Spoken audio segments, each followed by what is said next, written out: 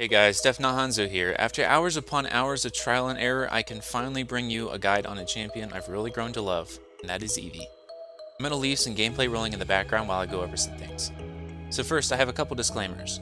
1. Hi-Rez released an official how to play guide for Evie in late August. I highly encourage you watch it first before this video. However, in patch 34, shortly after the release of that video, they nerfed her most popular playstyle, but we'll get into that in a moment. With my video, I'm going to try to overlap as little as possible with what they talked about, and I aim to expand on and go into deeper analysis of what makes a good Evie. Disclaimer 2. Evie is not meta right now. Her two major counters, Androxus and Cassie, are very popular at the moment, and there are much safer picks that grant faster results. She has a high skill floor and a high skill ceiling, meaning she's tough to learn, but the sky's the limit. There's a good chance you're going to feel useless to your team when you're trying to learn how to play her. But if that doesn't deter you, let's get started. Let's take a look at why Evie is generally looked down upon in the current meta. Here's the patch notes from OB34. Most people remember the nerf to blink no longer being allowed during Ice Block, but there's way more to the picture than just that. Cripple preventing blink is huge. Grover in particular can lock her down for 2 seconds with his crippling axe, which completely shuts down her blink combo, getting her killed almost instantly. The nerf to flight speed made the card pretty much useless, and the blink range nerf didn't help either. Let's be real though, the old Evie was pretty overpowered in the right hands. Her new playstyle is even more slippery, but has a few weaknesses unlike her old self. With that out of the way, let's talk about Evie's loadout. So as of OB36, the card Wormhole is generally considered mandatory. Wormhole adds a whole new dynamic to her playstyle where she can blink back to her original location.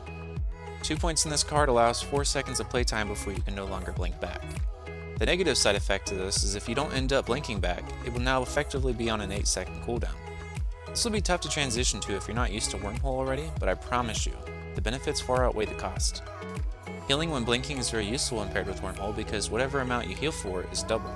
You could potentially have 600 health every 4 seconds.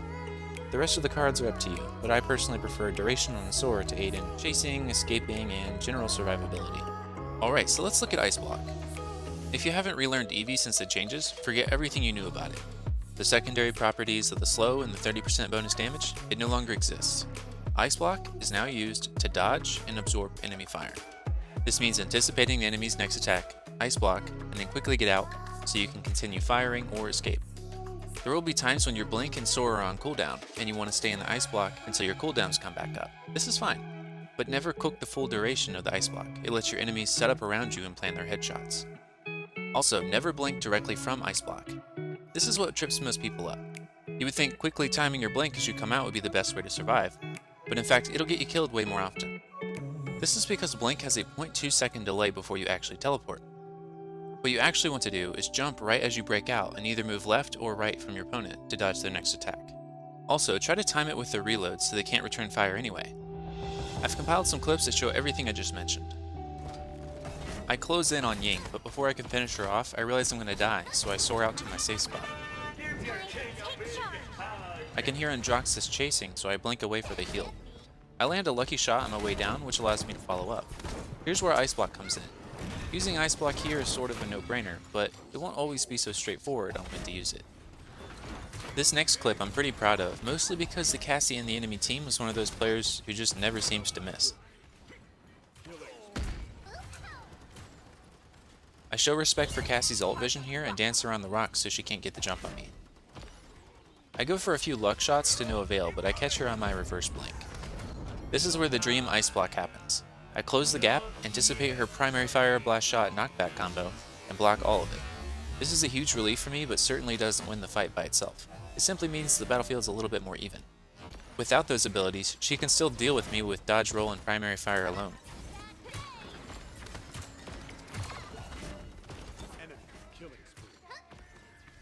After I finish her off, I'm able to save the point and deal with the rest of the team.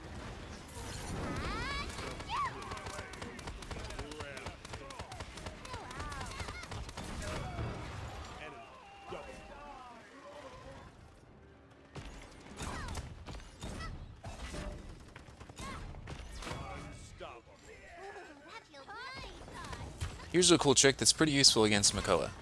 This was against Stolzy while he was playing with his viewers on stream. Spam Ice Block as soon as you're hooked. The majority of the time you should be able to block the amplified damage. Here it is again. It has to be a pretty frustrating matchup for Makoa when done right.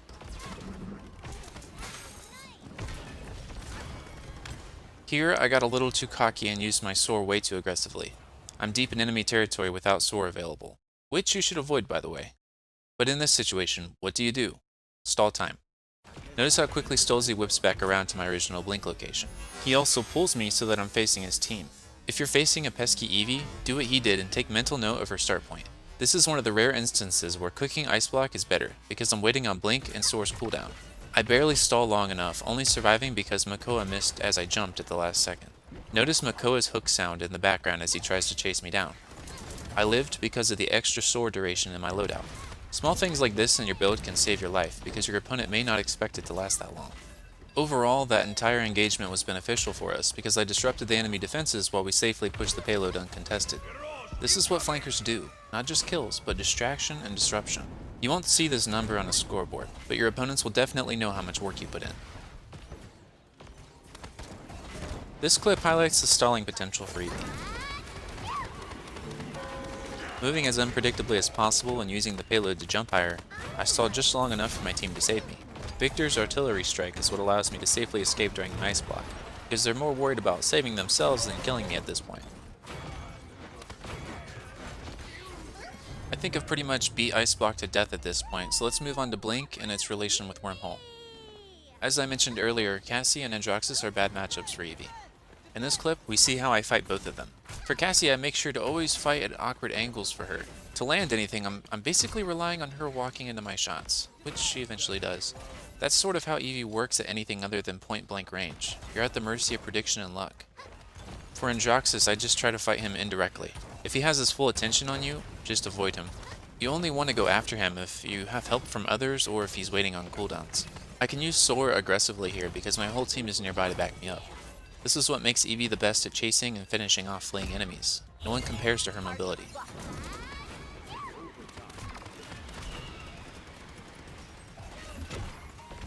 For no particular reason, I'm just now getting around to showing you this, but here's the bread and butter of how to play Evie.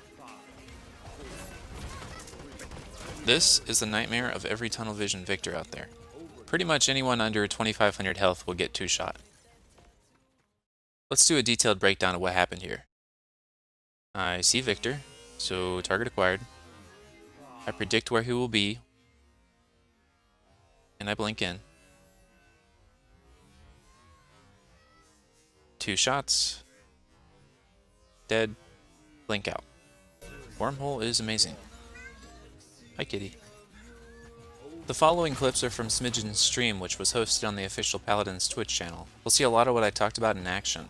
For those that don't know, both Stolzy and Smidgen are on Team Matchpoint, which is one of the leading NA teams at the moment. I'm the Evie on the enemy team.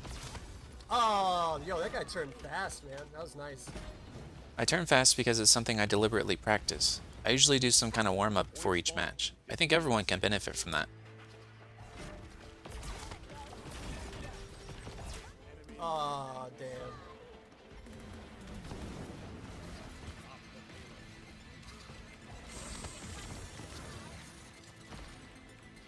I have no idea what I was doing right here, by the way.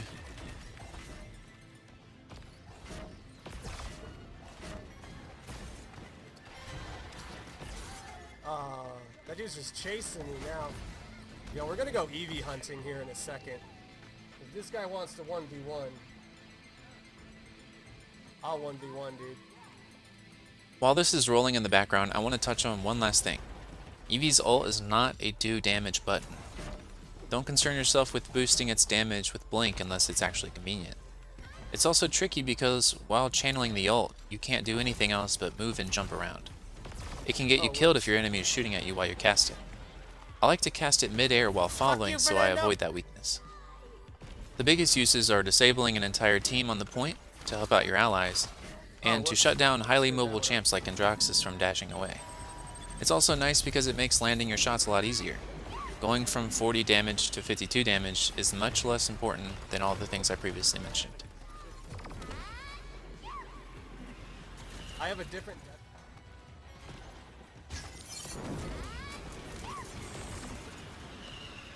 No, the sky just hit me the whole time.